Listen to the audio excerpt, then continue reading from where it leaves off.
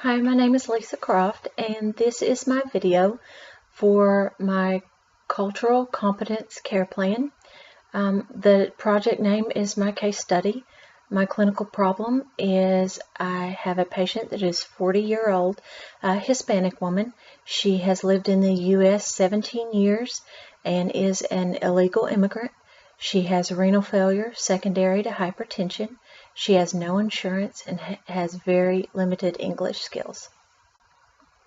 The next slide is information about the minority health group. Immigrants make up 1/3 of the population in the U.S.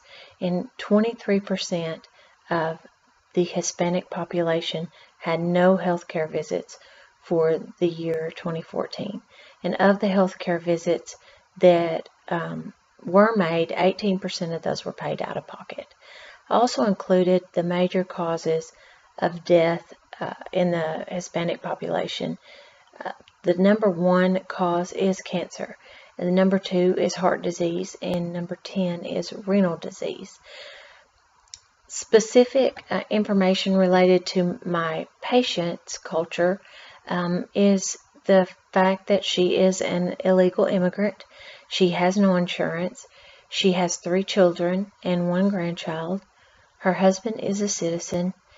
She has limited English skills. She has been newly diagnosed with renal failure and hypertension, and she is in the process of obtaining her citizenship.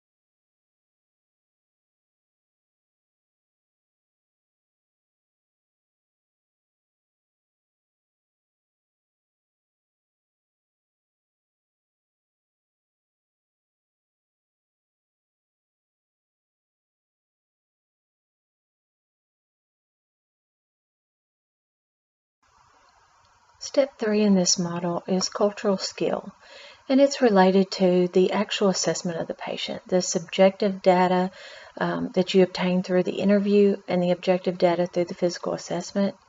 The physical assessment, of course, occurred immediately, but the subjective data occurred over time. As the patient began to trust and open up to the staff, we began to learn more about her history and her family's history and those types of information that we didn't get right off.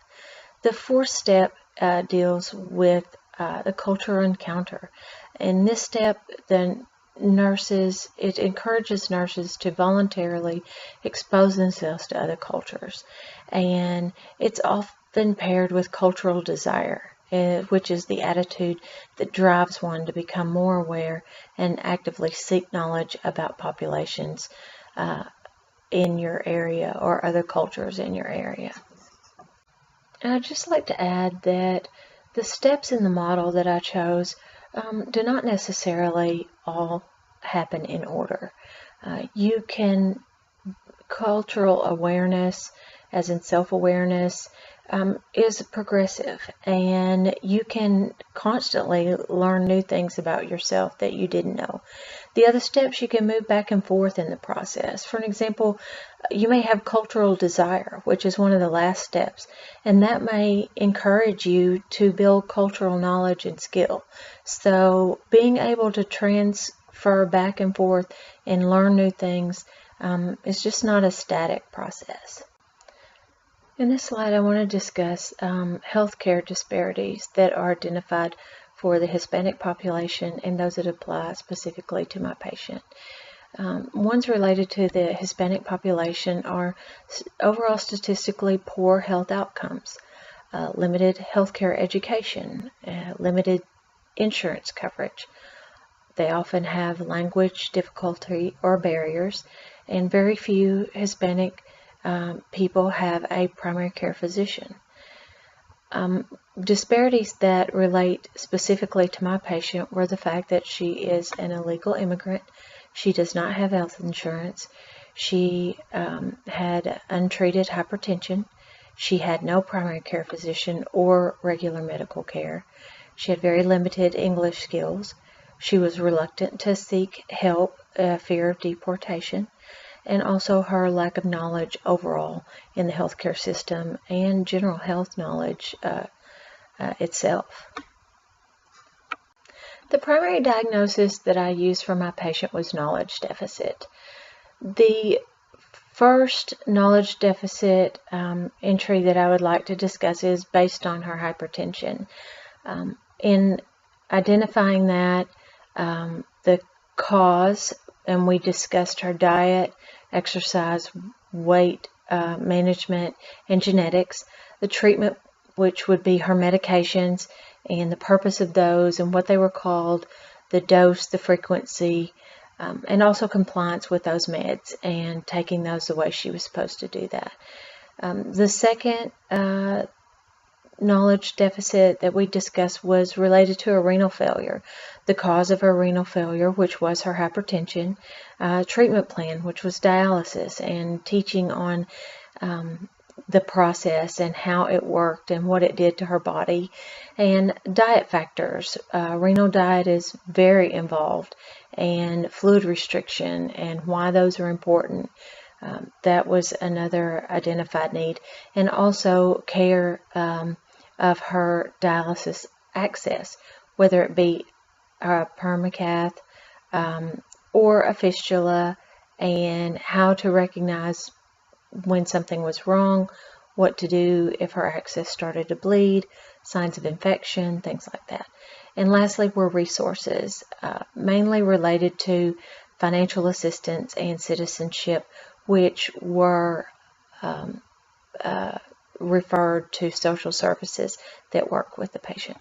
This slide is about the implementation of my care plan, and some of the teaching strategies that we used with my patient were printed materials on hypertension, renal failure, renal diet, treatment plan, and her access and medications. This occurred over many days.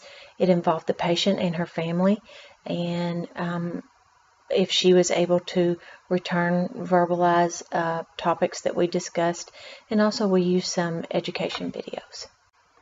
Communication techniques that were used in the implementation of the care plan were using a slow pace or one that was appropriate for the patient, and use a private setting. The family was often present, and we did use the language line in the beginning of care for her, and we also used printed materials that were printed in English and Spanish.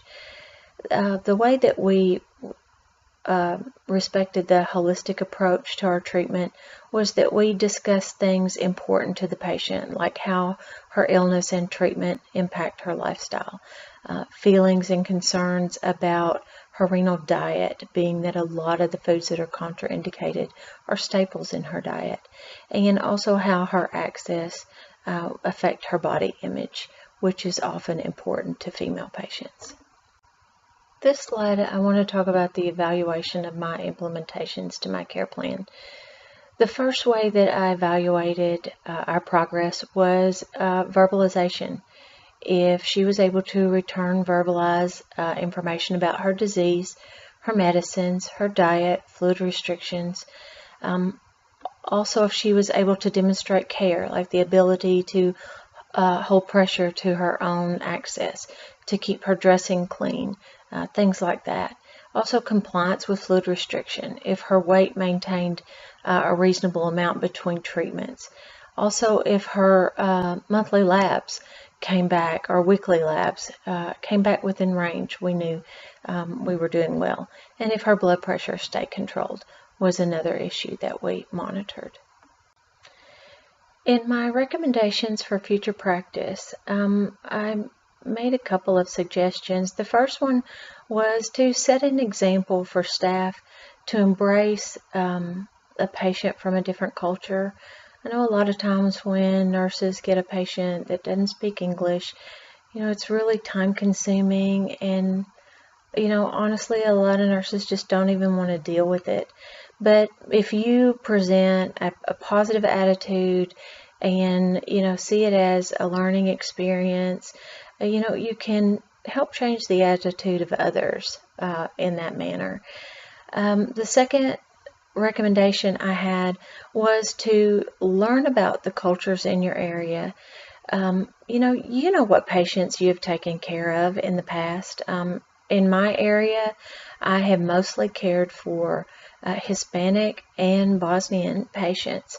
I know there are a few others out there, but I haven't really had experience with those. But each time I care for one, I learn a little more, a few more words. I always either ask the patient if I can, or the families, to teach me the word for pain, or teach me the word for, thirsty, or something like that I can continue to use in my practice. The next recommendation I had was to provide education for the family, but also learn from them as well. See if there's anything in particular that patient likes. They like a light left on at night, or different things.